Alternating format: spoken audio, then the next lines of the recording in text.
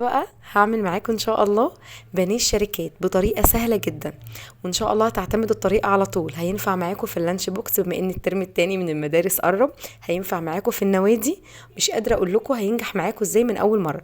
يلا بينا بقى ندخل على الطريقه. معايا نص كيلو من صدور الفراخ ونص كيلو من الوراك مخليين وضربتهم كويس جدا، عليهم بقى معلقتين كبار من الفيجيتار ومعلقه كبيره من الملح، وهنزل بقى عليهم بمعلقه من الثوم البودر والبصل البودر ونص معلقه صغيره من الفلفل الاسود، وكمان معايا معلقتين كبار من النشا، ومعايا معلقه كبيره من اللبن البودر. عايزه اقول لكم اللبن البودر هنا بيدي طعم حلو جدا جدا، بيديها دسامه كده، بيودي الفراخ بتاعتك في حته تانية هتبقى احلى من بره كمان. السر بقى والمكون الاساسي ربع معلقه صغيره من الزنجبيل. بس كده همزج بقى كل المكونات دي كويس جدا. طريقه التشكيل مش قادره اقول لكم، مفيش اسهل ولا احلى من كده. طبق فيه ميه هنبل بايدينا ونشكل بالطريقه التقليديه جدا. عندي هنا صينيه فيها ورق زبده، هشكل بقى بطريقه البانيه بتاع الشركات بالظبط، اللي هو يبقى تخين من فوق ورفيع شويه من تحت. تقدروا بقى تشكلوا باي طريقه انتوا عايزينها. عايزه تحطي مثلا كيس تلاجة وتحطي البانيه بتاعك، وكيس تلاجة تاني وتقطعي باي قطاعات عندك. معلش انا صوتي رايح شويه عشان دور البرد بقى اللي ماشي، بس ما قدرتش منزلكوش الفيديو ده لان بجد ده وقته بينفع جدا جدا في سندوتشات المدرسه.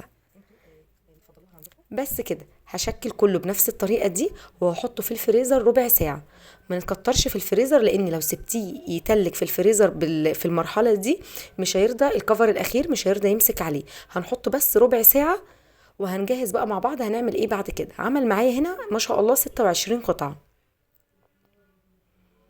دلوقتي بقى حضرت، كنت جايبه هنا من عند العطار ربع كيلو اللي هو عامل زي الكورن فليكس ده بس بيبقى خشن شويه. ضربته في الكبه بتاعتي 3 ارباع ضربه، وهنزل عليه بقى هبهره بنص معلقه صغيره من الملح، ونزلت بزنجبيل ومعلقه كبيره من الفيجيتار. انا الفيجيتار اللي استخدمته هنا كان الفيجيتار بتاع البانيه، بيبقى فيه بقسماط وبهارات وكل حاجه. عايزه اقول لكم كان طعمه حلو جدا. خدت معلقتين في البانيه وسبت معلقه حطيتها على الكفر الاخير ده وقلبته كده وخلاص. كده هقول لكم بقى هنعمل ايه تاني. حضرت بقى هنا عندي طبق فيه بضايه وربع كوبايه من اللبن، ونزلت عليها برشه من الملح ورشه من الفلفل الاسود.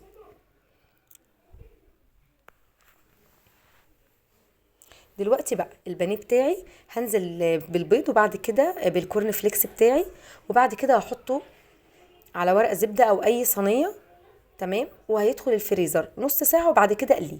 في المرحلة دي نقدر نفرزه، بيقعد بالشهر بالشهرين في التلاجة، تطلعيه على القلي على طول.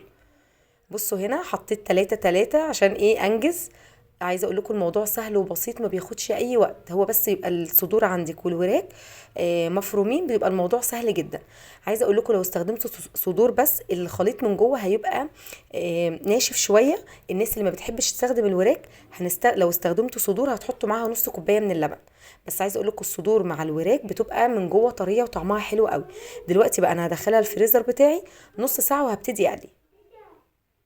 هنا بقى كنت محضرة طاسة من الزيت. الزيت بتاعي سخن بنسبة 80% عشان الكفر من بره، ما يعني لو حطيتيه والزيت بتاعك سخن قوي قوي الكفر من بره هياخد لون ذهبي ومن جوه هيفضل ني. بصوا يعني تلاحظوا البانيه اول ما نزل ما قالش تش لا يعني لسه ما سخنش قوي. بعمل كده دايما لما باجي اعمل ستريبس او اجي اعمل بروستد بنفس الطريقة دي بالظبط.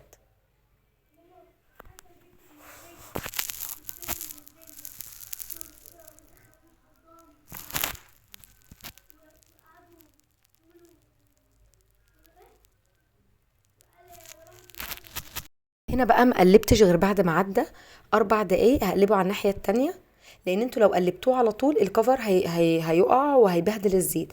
استنوا بس 4 دقايق تعرفوا ان الكفر ثبت فيه خالص واستوى من جوه، تقلبوه على الناحية التانية وبس كده. حطيت جنبه بقى كاتشب، مش قادرة اقول لكم طعمه وريحته عامل ازاي. وبصوا ذهبي ومن بره مقرمش ومن جوه طري جدا جدا. الطريقه دي هتعجبكم جدا. عايزه اقول لكم انا جربت طرق كتير جدا جدا جدا، لكن طريقه الصدور مع الوراك بجد كانت احسن طريقه وانسب طريقه ليا، حلوه قوي قوي قوي. المره الجايه بقى ان شاء الله هعمل معاكم الناجتس لاني اطفال كتيره جدا بتحبه. الناجتس مش بعيد خالص عن الطريقه دي، هي نفس الطريقه بس بتختلف في الكفر الخارجي.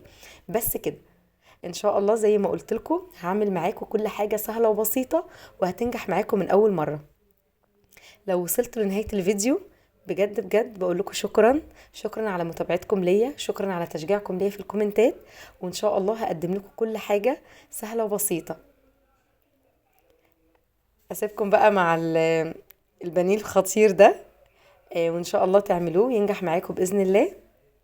شايفين؟ بصوا، عايزه اقول لكم من جوه طعمه حلو قوي قوي قوي وهش جدا. يا رب بقى الفيديو بتاع النهارده يكون عجبكم. اشوفكم باذن الله في فيديو جاي. مع السلامه.